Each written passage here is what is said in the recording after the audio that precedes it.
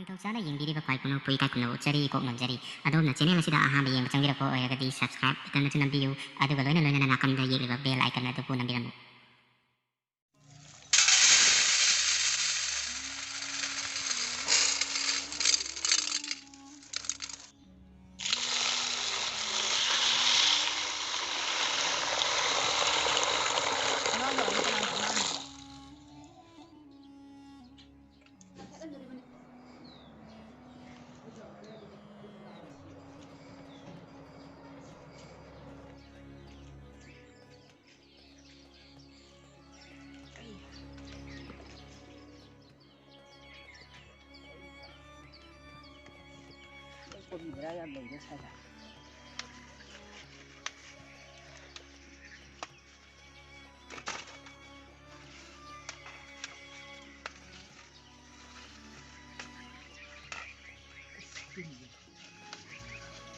Ya, this kayu kecil boleh.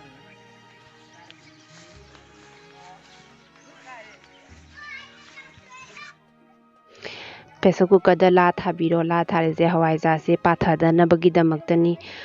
la je tharaba matungda akhona chamthoaba hawaijar maru ngasai tingibado akhona hapchanbirani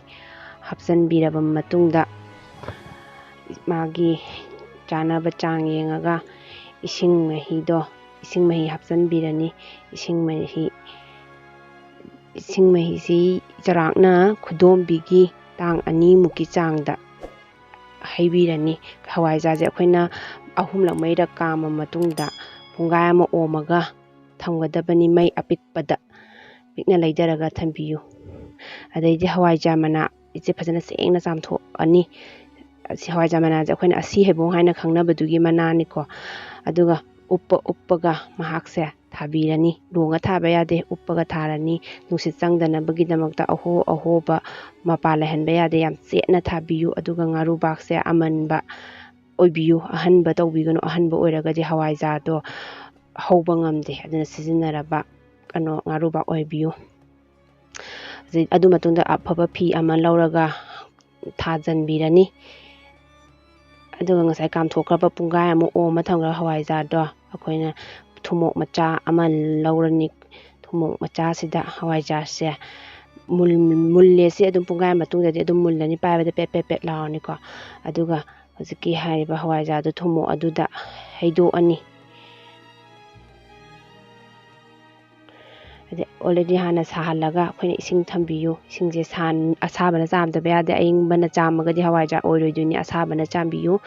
ising asabana taraga hawaijar sida haidabiro khayamna chambiyu adu on dana chambiyu kaino hawaijar se khadanabagidamaktani hawaijar yaktanabagidamaktani akhona sengna chamtho ije phajana sengna chamthoktari yai phajana sengna chamtho aba hawai se amu pressure cooker da hapchalani hapchalaga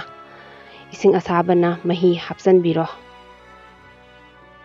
ising asabana mahi hapchanbiraga amuktang brung sohanbiro minute ama muki sangda sohalaba hawaijar to amuk hujiki thumok suda amuk mahi do chitho ani mahi se chitho aba mahi se phajana sengna handamukti kangna chitho aga thamaga second 30 muk thambiro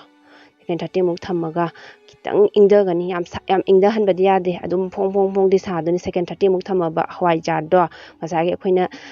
thagiba phiduda haijanbirani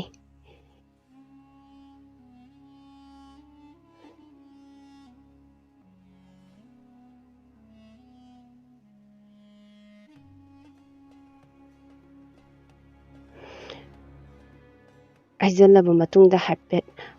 tongkhatla leido hapet pahanbiro pahalani aduga pahallaga ngasai hawaijar manaduna amu uppaga nungsit changdanabagi maongda amu thabirani ahoba lehanbiganu adum uppaga adum thabiro menjanba yaba maongda menjala adugi matungda sajana chetna thare nungsit changroi haina khallaba matungda phisina phajani yomjinbiro phisina yomjinbiraga sagi hawaijar je manase ꯈꯔꯁꯤꯅ ꯑꯃꯨꯛ ꯐꯤꯁꯤꯒꯤ ꯃꯊꯛꯁꯤꯗ ꯍꯥꯞꯄꯤꯔꯣ ꯀꯩꯒꯨꯝꯕ ꯍꯋꯥꯏꯖꯥꯔ ꯃꯅꯥꯁꯦ ꯂꯩꯇ꯭ꯔꯒꯗꯤ ꯑꯗꯨꯝ ꯀꯩꯅꯣ ꯍꯥꯞꯆꯤꯟꯕꯤꯗ꯭ꯔꯁꯨ ꯌꯥꯏꯀꯣ ꯉꯁꯥꯏ ꯍꯥꯞꯈꯤꯕꯗꯨꯅ ꯌꯥꯔꯕꯅꯤ ꯑꯩꯁꯦ ꯂꯩꯕꯒꯤ ꯍꯥꯞꯆꯤꯟꯖꯕꯅꯤ ꯑꯗꯨ ꯃꯇꯨꯡꯗ ꯐꯖꯅ ꯃꯈꯨꯝ ꯆꯦꯠꯅ ꯈꯨꯝꯖꯤꯟꯕꯤꯔꯅꯤ ꯈꯨꯝꯖꯤꯜꯂ ꯃꯇꯨꯡꯗ ꯐꯖꯅ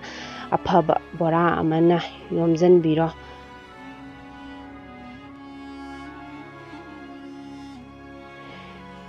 ꯌꯣꯝꯖꯤꯜꯂꯒ ꯑꯩꯈꯣꯏꯅ ꯍꯋꯥꯏꯖꯥꯔꯁꯦ ꯀꯥꯂꯦꯟ ꯊꯥ ꯑꯣꯏꯔꯒꯅ ꯅꯨꯃꯤꯠ 4ꯅꯤ ꯊꯝꯕꯤꯌꯨ ꯅꯤꯡꯊꯝꯊꯥ ꯑꯣꯏꯔꯒꯅ ꯅꯨꯃꯤꯠ 5ꯅꯤ ꯊꯝꯕꯤꯔꯣ ꯍꯧꯖꯤꯛ ꯅꯨꯃꯤꯠ 4ꯅꯤ ꯁꯨꯔꯦ ꯅꯨꯃꯤꯠ 4ꯅꯤ ꯁꯨꯔꯕꯅꯤꯅ ꯍꯋꯥꯏꯖꯥꯔꯁꯦ ꯑꯩꯈꯣꯏ ꯀꯥꯏꯊꯣꯛꯆꯔꯒꯦ ꯀꯥꯏꯊꯣꯛꯑꯦ ꯍꯧꯖꯤꯛ ꯍꯋꯥꯏꯖꯥꯔꯁꯤ ꯌꯦꯡꯃꯤꯟꯅꯔꯁꯤ ꯃꯌꯥꯝ ꯍꯋꯥꯏꯖꯥꯔꯁꯤ